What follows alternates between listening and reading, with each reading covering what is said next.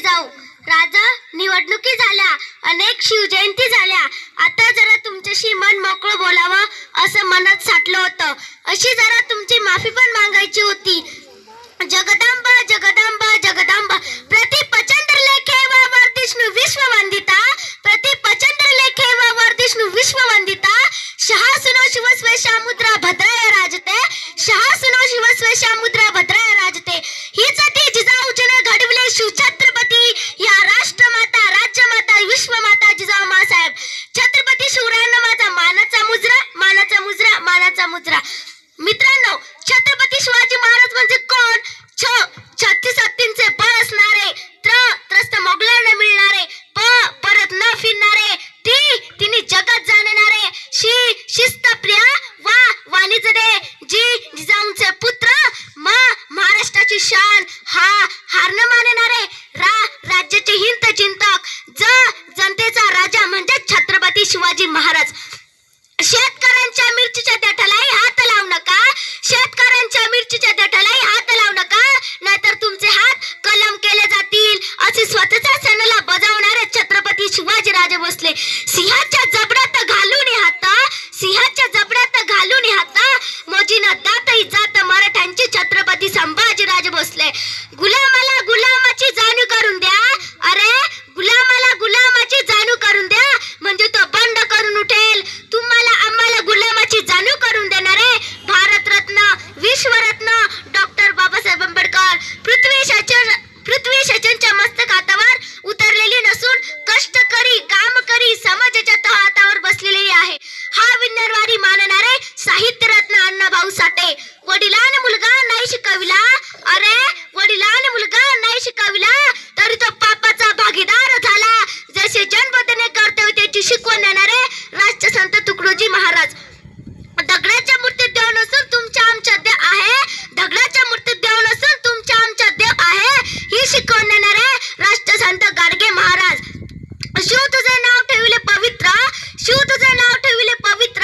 छत्रपती सूत्राने विश्वांचे छत्रपती शिवरायांना प्रेरणा देणारे आणि छत्रपती शिवरायांना शिकवण देणारे आणि छत्रपती शिवरायांचे खरे गुरु राष्ट्रसंत तुकाराम महाराज. या सर्व महापुरुषांच्या त्यांच्या विचाराला त्यांच्या कार्याला प्रथम अभिवादन करते.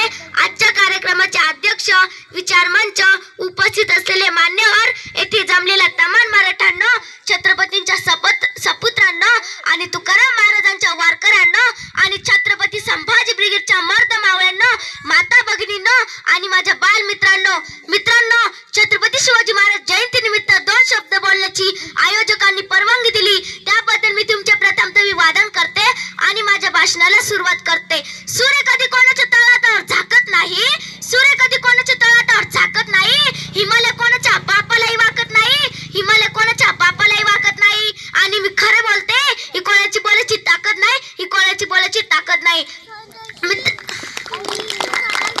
मित्रांनो, जिजाऊ साहेबांनी छत्रपती शिवरायांना एक आदेश दिला. शिवराय घोड्यावर बसा, हातात तलवार घ्या, शत्रूचा निपात करा. ही जिजाऊ तुमच्या पाठीशी खंबीरपणे उभे आहे. आई बहिणीची इज्जत लवकर ऐश्वर्यावर टाकल्या जात असताना घरात बसून तिच्या किंग काय ऐकणे, मराठ्यांच्या अवलादीला काही घोषणा नाही. मित्रांनो, छत्रपती शिवरायांच्या अंगात रक्त सळसळायला आणि उसाच्या रक्तात हिंदवी स्वराज्य शांत झालं. मित्रांनो, छत्रपती शिवरायांना हिंदवी स्वराज्य निर्माण केले, पण त्यावेळेस भाद्रबाबाने हिंदवी स्वराज्याचे 2 दैत्य केले. मराठ्यांच्या रक्तात पाणी भरून मिळवलेले स्वराज्य आंदोलनाचे जीवन जगत आहे. तेथील त्यांच्या कसलेली आणि खमलेली येथे गप्प बसलेले आहेत. मित्रांनो, लोकांना आज माफ देण्याची गरज आहे. मित्रांनो, मी तुम्हाला एक गोष्ट सांगणार आहे. आजकालचे लोक तर नोकरी वाल्यालाच मूल्य देत आहे, तर शेतकऱ्याच्या मुलांनी काय करायचं? तुम्हाला असं वाटत असेल की छोट्याशा मुलीला लग्नाचं काय पडलं, पण मी पण शेतकऱ्याचीच मुलगी आहे.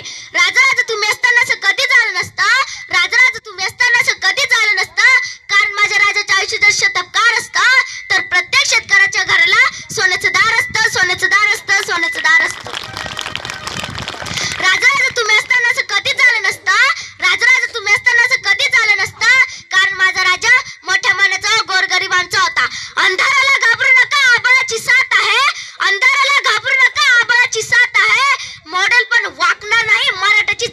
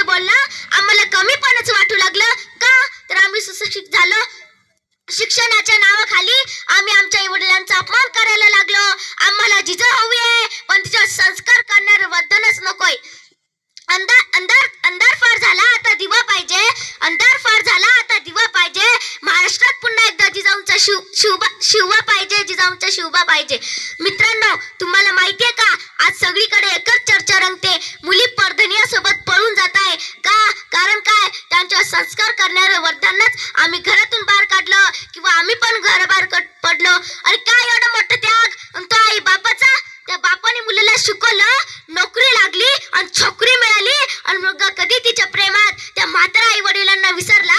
आणि त्याच वेळी सुनीने मुक्काम अर्धाश्रमात हलवला का? कारण काय? तर म्हातारी सगळीकडे पसार करून ठेवतात. कोणी चुकत असेल तर त्याला सत्याची वाट दाखवा. अरे कोणी चुकत असेल तर त्याला सत्याची वाट दाखवा. कोणी नडला तर त्याला मराठ्याची जात दाखवा, मराठ्याची जात दाखवा. अहो महाराजांचे भाव आहे ना, शत्रूची जरी बायको असली, शत्रूची जरी मुलगी असली, शत्रूची जरी स्त्री असली ना सुद्धा चालत नव्हती तलवार. बघा ना, या 5 वर्षातच आपल्या पोरांच्या डोळ्यातील लाज संपली आहे, लाज. आईताला आणि बाईताला फरकच पोरांना समजणं झालंय.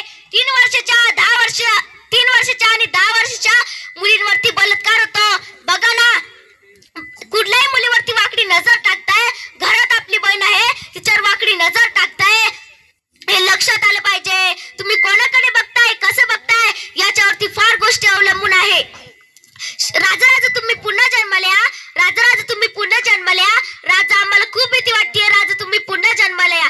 शेवटी मी तुम्हाला एवढं सांगणार आहे, तलवार तर सगळ्यांच्याच हातात होती. ताकद तर सगळ्यांच्याच मनगटात होती. पण स्वराज्य स्थापनेची इच्छा माझ्या शिवबाच्या मनगटात होती. सागराचं पाणी कधी हटणार नाही, स्वराज्याची आठवण कधी मिटणार नाही. सागराचं पाणी कधी हटणार नाही, स्वराज्याची आठवण कधी मिटणार नाही. जन्म काय 1000 जन्म झाले तरी नान शिवरायांचा मिटणार नाही. मित्रांनो, आवाज असा झाला पाहिजे की रायगडच्या पायथ्याशीच आवाज गुंजला पाहिजे. बोला छत्रपती शिवाजी